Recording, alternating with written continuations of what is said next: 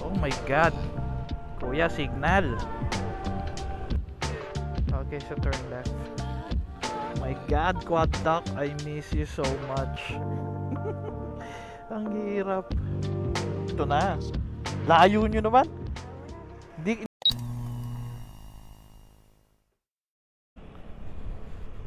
Whew, sarap ng weather. Good morning, guys. Good morning, YouTube fam. It's me again, Casual Riding TV, and we're back with another vlog. Napakaganda ng weather. It's a perfect day to ride. Ano sabi ko? Perfect. Ang hirap kasi magsalita pag yung cheek pads sobrang nakapress sa pisngi. So yeah, kumusta naman? It's been a while. I'm trying my best to upload every week sana, no? Kahit once or twice. Kaya lang di ako masyadong maalis talaga eh. So ayun.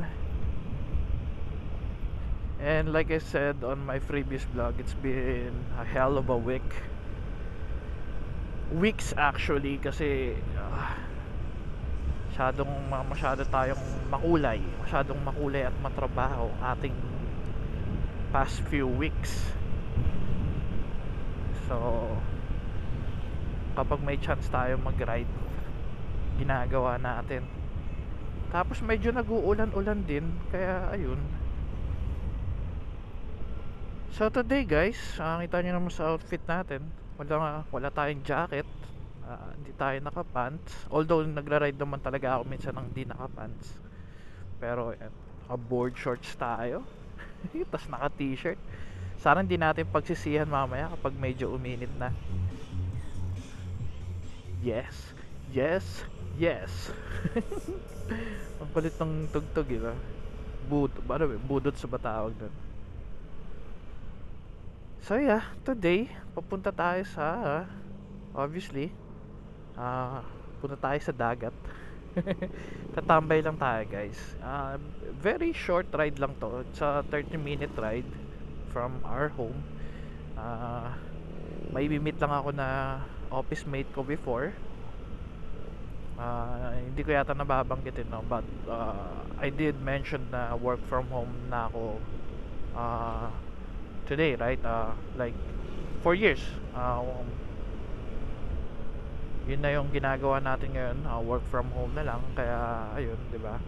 But before that, dakilang call center agent tayo before guys. So sa mga kaibigan natin dyan, sa mga na-meet natin nung nasa call center industry pa tayo, shoutout sa inyo guys. And sa, of course, sa mga nasa call center industry until now, huwag kayong papapi sa mga TL nyo. Just kidding. Ano ba yung mga yung mga sinasabi na yung mga joke. Magtrabaho ng naaayon sa sahod.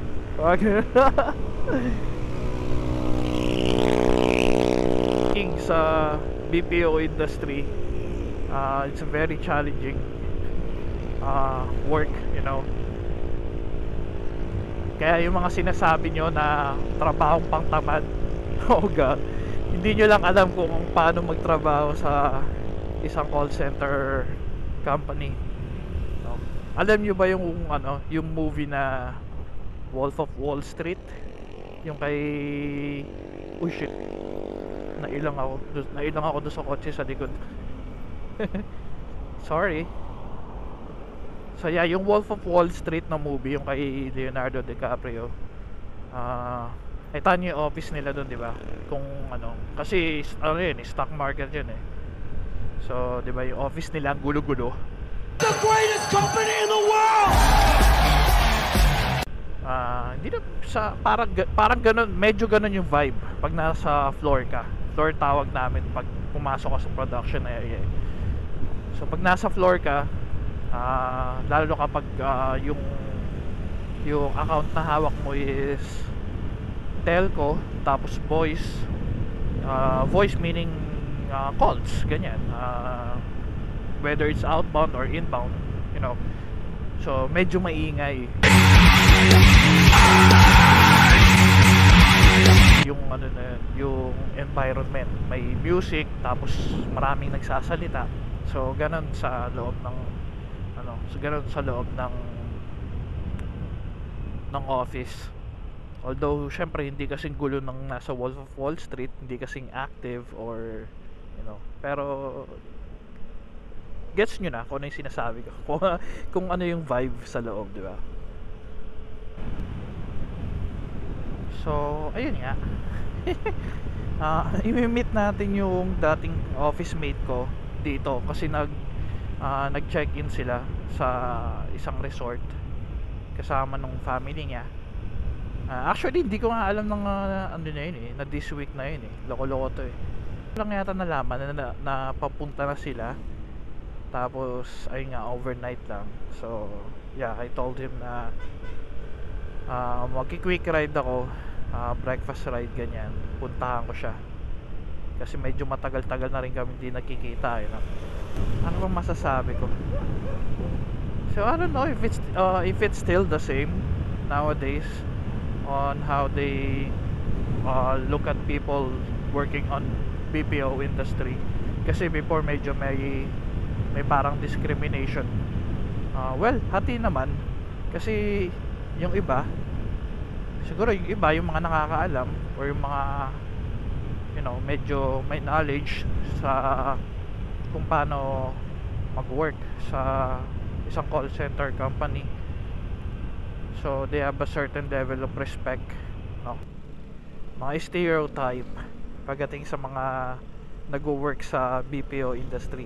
So basta daw may ID lace, tapos maporma, tapos laging nasa Starbucks at nag-yosi ibig sabihin call center agent or ano pa ba, or kapag nag-i-English daw, no? Kasi merong mga ganyan yung mga akala mo hindi na makapag-Tagalog kahit na hindi naman na EOP sa labas ng office, yeah.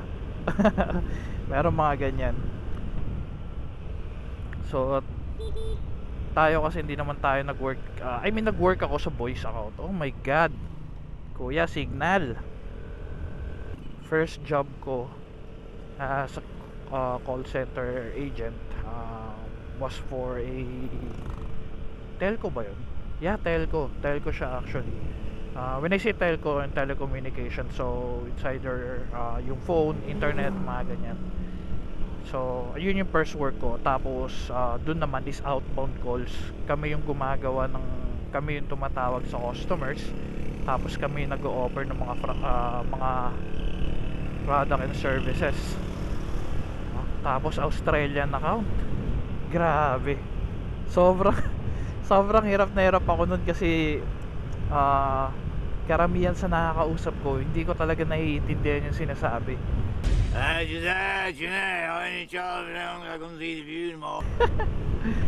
Kasi yung accent, di ba? Yung accent, yung Australian accent. Tapos syempre may halong kaba pa. So yeah, umabot ako sa training lang actually. Tapos naipasa ko yung exams, ganyan. Tapos yung training ng written, yung parang nag-aaral lang, ganon. Tapos siguro hindi ko sure siguro mga 2 weeks lang ako sa production, yung mismong or at least 3 weeks naman siguro, yung at least yung mismong gumagawa na talaga, nagko-calls na. So training pa din yun, pero nagla-live account na kami. So umabot ako doon. Tapos ayun, yung constant pressure guys na dinadala ng mga agents. So when I say discrimination, it's about yung impression or first impression nila ng ibang tao sa kapag nalaman na sa BPO ka nagwo-work. Ang iniisip is undergrad, which is totoo. Maraming undergrad doon, pero marami ding mga graduates doon. Another pros lang kasi ng pag-work sa sa BPO industry is nag-apply ka today. um, Nag-apply ka today, possible or highly possible na bago ka umuwi ng bahay meron ka ng job offer or meron ka ng trabaho, nakapag-sign ka na ng contract and all. So ayun, syempre may kanya-kanya tayong mga struggle sa buhay, ganyan ganyan, 'di ba? So even people na mga engineer, mga ganyan, mga as in may mga license talaga, mga professionals na medyo kailangan ng mas stable income, napupunta sila sa call center. So yeah, what I'm saying is hindi lahat ng nasa BPO industry or ganon sa iniisip ng mga tao, di ba? Kasi ako undergrad din naman ako. Ayun, tapos ano pa ba mga sinasabi? Na tamad daw. Trabaho daw ng tamad at ng tambay ang pagko-call center. Like, wow. Hindi lang siguro nila alam kung ano yun, like I said, hindi lahat ng tao may knowledge, no, or aware sa kung paano ang ginagawa sa office ng isang call center company. Well, one thing I can say for sure sa inyo na hindi trabaho ng tamad ang ano, actually trabaho ng masipag ang pagko-call center. 'Di ba? Kasi grabe, sobrang dami ng task mo, tapos 'di ba, meron kang mga metrics or mga ano mo yun, like parang scholar na nagme-maintain ng grades para hindi bumagsak. So ganun araw-araw sa sa isang call center company. So yeah, tapos isa pa is yung mga holidays namin hindi same ng holidays nyo dito sa Pilipinas. Ang sinusunod na holidays yung mga nasa ibang bansa, kung US or Australia, ganyan. So yun ang sinusunod. Tapos umulan, umaraw, bumagyo, pumapasok kami. Di ba? Kasi mga bayaning puyat, yan ang tawag, di ba? So ayun nga, nasa na ba tayo? Hindi ko na maalala kung ano yung last na sinabi ko. So yeah, ako nung ako yung nandoon pa sa call center or nasa call center industry, saglit lang tayo nag-work sa sales.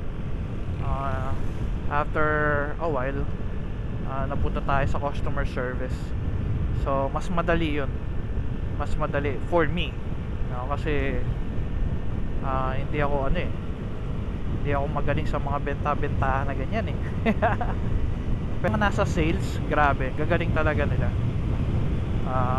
Mga budol king and queens. So yeah, hindi siya para sa atin, no? So yeah, naligaw na tayo. Buti nag-check ako ng cellphone ko. Lumagpas tayo, guys. So medyo malayo-layo yung nalagpasan natin. Sabi na parang ang layo ko eh. Kasi alam ko malapit lang talaga ang Luliwa. So yeah, sa mga pupunta ng Luliwa, guys, pag napunta kayo sa mga gantong klase ng area, huwag kayong kabahan. Looban talaga siya. So ayan, no? Nalagpasan ulit natin yung turn natin doon, kaya ayan, dito na tayo sa looban dumaan. Okay, so turn left. My God, quad lock, I miss you so much. Ang hirap. Okay guys, so we are officially lost. Okay, sabi Purok 1 daw, tapos ang Purok 1 is doon. So punta tayo doon. Ito lang pala eh. Ayun yung mga bata. Yung mga taga dito, ligo-ligo lang sila sa dagat kung kailan nila gusto eh. Sarap eh, no? Okay, hintayin natin siya lumabas. Kasi nabasa ko dun Samba J. So feeling ko sa looban, hindi naman tayo pwedeng pumasok dyan. Hindi ito yung liw-liwan na alam ko eh. Kasi yung liw-liwan na alam ko, parang dun yata sa main. Ay, ito na. Layo nyo naman. Hindi ito yung alam ko na liw-liwa. Ang alam ko yung, basta yung magkakatabi. Oo. Kaya hindi ako familiar dito, kaya naligaw ako. Kasi ang ano nga lang din, yung dagat medyo maano, maalon. Maalon. Maalon talaga kahit saan dito. Oo, dito tayo. Papark ka na lang. Oo, papark na lang ako.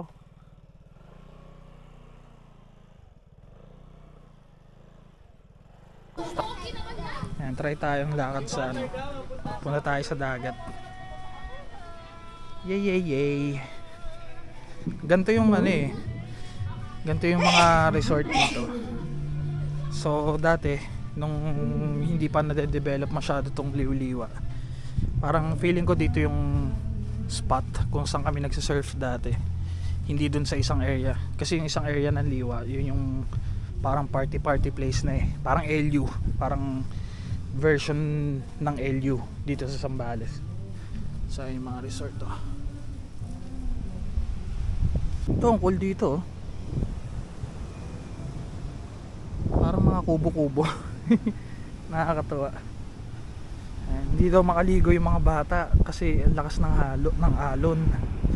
So ayun nga, malakas talaga ang alon. Actually kung ako, mas gusto ko sa mga ganito kasi yun nga, wala masyadong tao. Ayan o. Medyo malakas nga yung alon.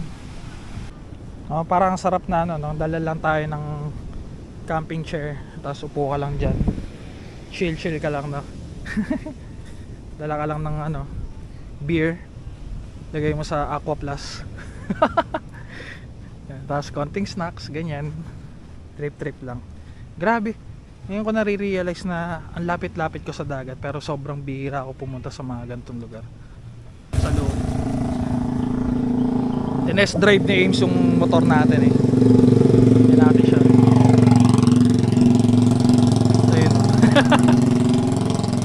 Ito makaka-ride natin to pag luwas natin ng Manila kasi bumili siya ng Fascio eh. Nainganyo natin magmotor-motor. Ha? Neto, ganda pa ng hatak ko. Oh, medyo responsive. Oo. Tanong ko pa lang, ay puti kong gala.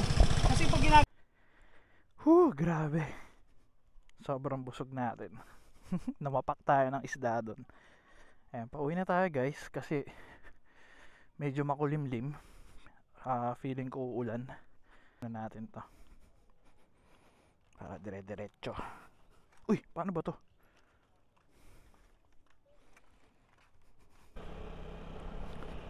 Ayan, let's go. Try natin pumunta dun sa medyo dulo-dulo ng konti. Tingnan natin yung isang area ng liw-liwa. Ang ganda rin yun. Maganda yung mga location na ganito or yung mga resort, kaso nga lang hindi siya beachfront. Ito, Suns View Liwa. Uy, oh nice. Kung makikita yung mga ano eh, yung mga resort na madalas mong mapanood sa mga TikTok, sa mga Reels, ganyan. Serenity of Liwa. Yeah, medyo mas magaganda na yung mga resort dito.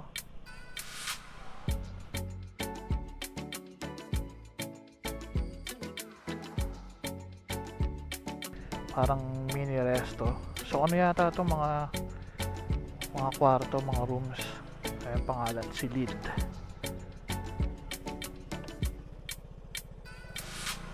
Let's go. Maluloobat na yung camera natin. Kaya yung ginagala ko na lang kayo guys, no? Ragsak, Migs at Liwa. Nice. Ang gaganda ng mga ano rito. Ang gaganda ng mga resort dito sa area na to. So yeah, ito na, na-figure out na natin kung paano yung palabas. So again guys, end na natin video natin here. And sana nag-enjoy kayo sa konting gala natin, konting ride. And ayun nga, napakita natin yung area sa inyo, no? So marami pa talaga tayong hindi alam or na-explore sa Zambales, and we will soon. Marami tayong gustong puntahan. I-explore natin lahat yan. So ito na yung highway. Right lang tayo, turn right, and then dire-diretso na yan pa uwi sa bahay. Na kahit pa paano nakakita kayo ng mga prospect nyo na resort, kung ano man yung mga na videoan natin dito. Tapos kayo nang bahala mag-search sa TikTok. So thank you for watching, guys. Again, if you're new to my channel, please do like and subscribe. And thank you sa mga patuloy na nanonood at sa mga subscribers natin. Na-reach na natin ang first milestone, which is 500 subscribers. Now we're pushing for 1,000. So let's go for 1,000 subscriber, guys.